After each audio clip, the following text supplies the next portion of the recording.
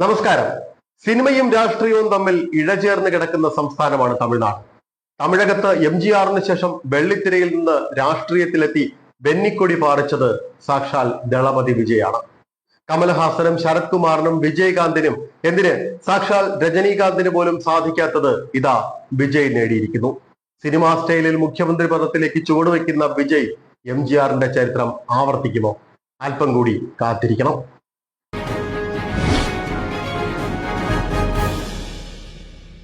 നിയമസഭാ തെരഞ്ഞെടുപ്പിൽ വീശിയടിച്ച വിജയ് കൊടുങ്കാറ്റിൽ മാറി മറിഞ്ഞത് തമിഴ്നാട്ടിലെ രാഷ്ട്രീയ ഭൂപടമാണ്. തമിഴ്നാട്ടിൽ 6 പതിറ്റാണ്ട് നീണ്ട ദ്രാവിഡ പാർട്ടി മേൽക്കോയ്മയാണ് വിജയ് തകർത്തടിച്ചത്. 50 വയസ്സിനോട് അടുക്കുമ്പോഴും തന്റെ മെലിഞ്ഞ ശരീരപ്രകൃതിയും തളരാത്ത ഊർജ്ജസ്വലതയും സ്ഥിരതയാർന്ന കായികക്ഷമതയും കൊണ്ട് അദ്ദേഹം ആരാധകർക്ക് വലിയൊരു പ്രചോദനമാണ്. 234 അംഗ നിയമസഭയിൽ കേവല ഭൂരിപക്ഷത്തിന് വേണ്ടത് 118 സീറ്റ്. 40% വോട്ട് നേടിയാണ് TVKയുടെ മുന്നേറ്റം. വിജയ് മത്സരിച്ച 2ഇടത്തും, അതായത് പേരമ്പൂർ, തിരുച്ചിറപ്പള്ളി ഈസ്റ്റ് എന്നിവിടങ്ങളിലും ജയിച്ചു. വെള്ളിത്തിരയിൽ പ്രത്യക്ഷപ്പെടുന്ന രക്ഷകൻ യഥാർത്ഥ ജീവിതത്തിലും രക്ഷകനാകുമെന്ന വിശ്വാസം തമിഴ്നാട്ടിലെ ജനങ്ങളുടെ ഉപബോധ മനസ്സിലേക്ക് പടർത്താനായി എന്നതാണ് വിജയ് നയിക്കുന്ന TVKയുടെ വിജയത്തിന്റെ കാതൽ. MGRനെയും ജയലളിതയെയും പോലെ സൂപ്പർ താരങ്ങൾ ജനനായകരായ ചരിത്രമുള്ള മണ്ണിലേക്ക് തന്നെയാണ് തന്റെ മുൻഗാമികളെ പോലും വെല്ലുന്ന രീതിയിൽ അനായാസ വിജയം നേടി വിജയ് എത്തിയത്. DMKയും അണ്ണാ DMKയും മാറി മാറി ഭരിച്ച മണ്ണിൽ ഇത്തവണ കടുത്ത ത്രികോണ മത്സരത്തിന് കളമൊരുങ്ങാനുണ്ടായ പ്രധാന കാരണവും വിജയുടെ വരവ് തന്നെ. ആരാണ് വിജയ്?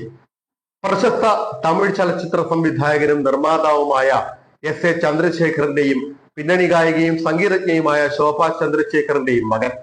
ചെന്നൈയിലെ ഫാത്തിമ സ്കൂളിലും പിന്നീട് വിരുങ്കമ്പാക്കത്തെ ബാലലോക സ്കൂളിലുമായി സ്കൂൾ വിദ്യാഭ്യാസം.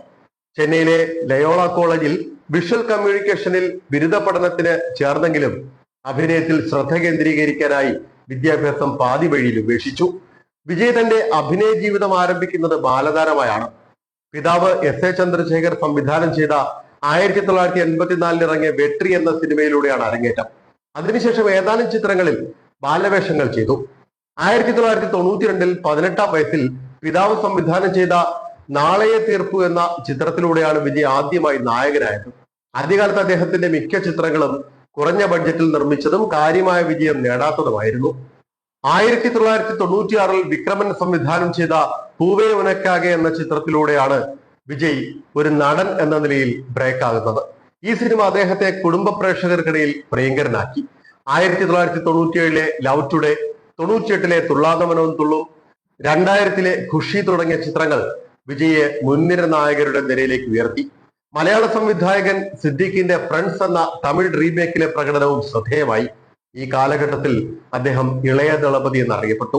2003 പുറത്തിറങ്ങിയ തിരുമലൈ എന്ന ചിത്രമാണ് വിജയന്റെ കരിയറിലെ പ്രധാന ബ്രേക്ക്. ഈ ചിത്രം അദ്ദേഹത്തിന്റെ ശൈലി റൊമാന്റിക് ഹീറോയിൽ നിന്നും ആക്ഷൻ ഹീറോയിലേക്ക് മാറ്റി. 2004 ഗില്ലി, 2005 തിരുപ്പാച്ചി, 2007 പോക്കിരി എന്നിവയെല്ലാം വാണിജ്യപരമായി വലിയ ഹിറ്റുകൾ. ഇതോടെ വിജയ് തമിഴ് സിനിമയിലെ ബോക്സ് ഓഫീസ് കിങ് ആയി വളർന്നു. 2010 ശേഷം വിജയ് പ്രമുഖ സംവിധായകരുമായി ചേർന്ന് വലിയ പ്രോജക്റ്റുകൾ ചെയ്യാൻ ആരംഭിച്ചു. 2012 തുപ്പാക്കി വിജയുടെ കരിയറിലെ തന്നെ ഏറ്റവും വലിയ വഴിത്തിരിവുകളിൽ ഒന്ന്. ഈ ചിത്രവും തുടർന്ന് വന്ന 2014 പുറത്തിറങ്ങിയ കത്തി, 2018 ഇറങ്ങിയ സർക്കാർ എന്നിവയും വലിയ വാണിജ്യ വിജയങ്ങൾ നേടി. രാഷ്ട്രീയപരമായ ഉള്ളടക്കം കാരണം ഇവ ശ്രദ്ധിക്കപ്പെട്ടു. 2016 തെരി, 2017 മെർസൽ, 2019 ബീഗിൽ തുടങ്ങി അദ്ദേഹത്തിന്റെ ചിത്രങ്ങളൊക്കെ തമിഴകത്തെ ഏറ്റവും വലിയ വിലപിടിപ്പുള്ള സിനിമകളായി. പലതും 250 കോടിക്ക് മുകളിൽ കളക്ഷൻ. ഏറ്റവും പുതിയ ചിത്രങ്ങൾ, അതായത് മാസ്റ്റർ, ബീസ്റ്റ്, വാരിഷ്, ലിയോ, ഇവയെല്ലാം വൻ ഹിറ്റുകളാണ്. ലിയോ അദ്ദേഹത്തിന്റെ കരിയറിലെ ഏറ്റവും വേഗത്തിൽ 500 കോടി ക്ലബിൽ കടന്ന ചിത്രമാണ്. ഈ കാലഘട്ടത്തിൽ അദ്ദേഹം ഇളയ ദളപതിയിൽ നിന്ന് മാറി ദളപതിയായി. തമിഴ് സിനിമയിലെ യുവതലമുറയിലെ സൂപ്പർ താരങ്ങളിൽ 1-ാം സ്ഥാനത്തേക്ക് അദ്ദേഹം ഉയർത്തപ്പെട്ടു. 2014 വിജയ് ജില്ല എന്ന സിനിമയിൽ നമ്മുടെ മോഹൻലാലിന്റെ കൂടെയും അഭിനയിച്ചു. വർഷങ്ങളോളം സാമൂഹ്യ സേവനങ്ങളിലൂടെയും സിനിമകളിലെ രാഷ്ട്രീയ പരാമർശങ്ങളിലൂടെയും സൂചനകൾ നൽകിയിരുന്ന വിജയ് 2024 തന്റെ രാഷ്ട്രീയ പ്രവേശനം ഔദ്യോഗികമായി പ്രഖ്യാപിച്ചു. 2009 രജിസ്റ്റർ ചെയ്ത ഈ ആരാധക കൂട്ടായ്മ അദ്ദേഹത്തിന്റെ രാഷ്ട്രീയപരമായ പ്രവർത്തനങ്ങളുടെ അടിത്തറയായി വർദ്ധിച്ചു. ആരാധക കൂട്ടായ്മയിലൂടെ സൗജന്യ ഭക്ഷണം, വിദ്യാഭ്യാസ സഹായം, നിയമസഹായം തുടങ്ങിയവ അദ്ദേഹം നടത്തി. 2021 തദ്ദേശ തെരഞ്ഞെടുപ്പിൽ വിജയ് മക്കൾ ഇയക്കത്തിലെ അംഗങ്ങൾ സ്വതന്ത്രരായി മത്സരിച്ച് നിരവധി സീറ്റുകളിൽ വിജയിച്ചു. 2024 ഫെബ്രുവരി 2 പാർട്ടിയുടെ രൂപീകരണം പ്രഖ്യാപിച്ചു. എന്തായിരുന്നു ലക്ഷ്യം? 2026 തമിഴ്നാട് നിയമസഭാ തെരഞ്ഞെടുപ്പിൽ മത്സരിക്കുകയും വിജയിക്കുകയും ചെയ്യുക എന്നത്. 2024 ലോക്സഭാ തെരഞ്ഞെടുപ്പിൽ മത്സരിക്കുകയില്ല എന്നും ഒരു പാർട്ടിക്കും പിന്തുണ നൽകില്ല എന്നും വ്യക്തമാക്കുകയും ചെയ്തു. പിറപ്പൊക്കും എല്ലാ ഉയർക്കും, അതായത് ജനനം കൊണ്ട് എല്ലാവരും തുല്യരാണ്, ഇതായിരുന്നു അദ്ദേഹത്തിന്റെ പാർട്ടിയുടെ മുദ്രാവാക്യം. ദ്രാവിഡ രാഷ്ട്രീയത്തിന്റെ മൂല്യങ്ങളായ സാമൂഹ്യനീതി, യുക്തിവാദം എന്നിവയ്ക്ക് പ്രാധാന്യം നൽകുന്നുവെന്നും പ്രഖ്യാപിച്ചു. നീറ്റ് പരീക്ഷ നിരോധിക്കണമെന്ന് പരസ്യമായി ആവശ്യപ്പെട്ടു.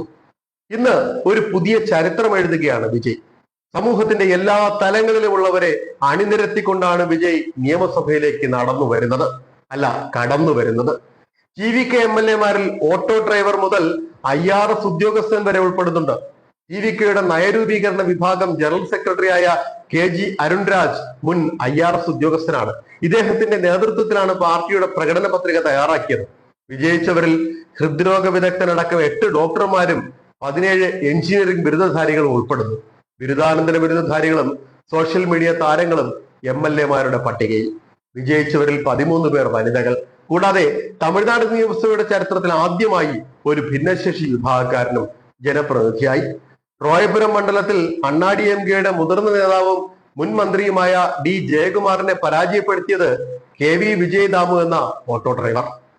സർക്കാർ രൂപീകരിക്കാൻ അവകാശവാദം ഉന്നയിച്ച് വിജയ് ഇന്നലെ ഗവർണറെ കണ്ടെങ്കിലും കേവല ഭൂരിപക്ഷത്തിന് ആവശ്യമായ 118 അംഗങ്ങളുടെ പിൻബലം ഉണ്ടായില്ല.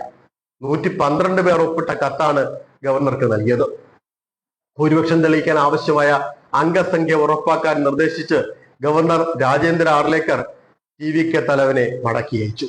മുസ്ലിം ലീഗും CPI-യും DMK-ക്കൊപ്പം നിൽക്കുമെന്ന നിലപാടിലാണ് വിജയ്. മറ്റ് ചെറുകക്ഷികളിൽ ആരെങ്കിലും ഒപ്പം കൂട്ടി സംസ്ഥാനത്ത് അധികാരത്തിലെത്താനുള്ള ശ്രമമാണ് TVK നടത്തുന്നത്.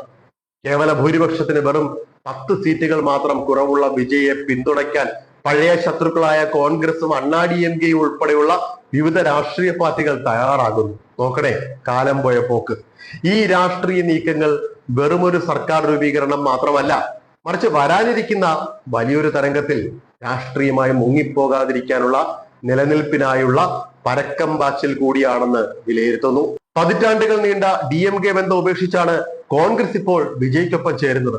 1967 ശേഷം തമിഴ് മണ്ണിൽ ഭരണം നഷ്ടപ്പെട്ട കോൺഗ്രസിന് വിജയമായുള്ള സഖ്യം രാഷ്ട്രീയമായ ഒരു തിരിച്ചുവരവിനുള്ള സുവർണാവസരമാണ്. DMK-യുടെ തണലിൽ വെറും ഒരു ജൂനിയർ പാർട്ണറായി കഴിഞ്ഞിരുന്ന കോൺഗ്രസ് ഒരു സ്വതന്ത്ര രാഷ്ട്രീയ ശക്തിയായി മാറാനും തമിഴ്നാട്ടിലെ 3ാം മുന്നണിയായി ഉയർന്നു വരാനുമുള്ള ശ്രമത്തിലാണ് ഈ പുതിയ നീക്കത്തിലൂടെ ലക്ഷ്യമിടുന്നത്. വിജയ് സർക്കാർ രൂപീകരിക്കുകയാണെങ്കിൽ ശല്യപ്പെടുത്താനില്ലെന്നും അദ്ദേഹം സർക്കാർ രൂപീകരിക്കട്ടെ എന്നും DMK നേതാവ് മുൻ മുഖ്യമന്ത്രി MK സ്റ്റാലിൻ പറഞ്ഞു കഴിഞ്ഞു. ഏതായാലും വിജയ് ഇന്ന് തമിഴകം കീഴടക്കി കഴിഞ്ഞു. വ്യക്തമായ ഭൂരിപക്ഷം കിട്ടാതെ വീണ്ടും തെരഞ്ഞെടുപ്പിലേക്ക് നീങ്ങിയാൽ വിജയ് ബ്രഹ്മാണ്ഡ ഭൂരിപക്ഷത്തോടെ അധികാരത്തിൽ വരുമെന്നും ദ്രാവിഡ പാർട്ടികൾ തകർന്നടിയുമെന്നും അവർക്കറിയാം. സൂപ്പർ താരം രജനീകാന്തിന്റെ ഒരു സിനിമാ ഡയലോഗുണ്ട്. അത് ഇനി വിജയ്ക്കാണ് ചേരുന്നത്. കണ്ണാ പന്നീങ്കത്താൻ കൂട്ടമായി വരും, ആനാ സിംഗം സിംഗിളാത്താൻ വരും. എക്സ്പ്രസ് വാർത്ത ഡെസ്ക്, അനീഷ് തകഴി.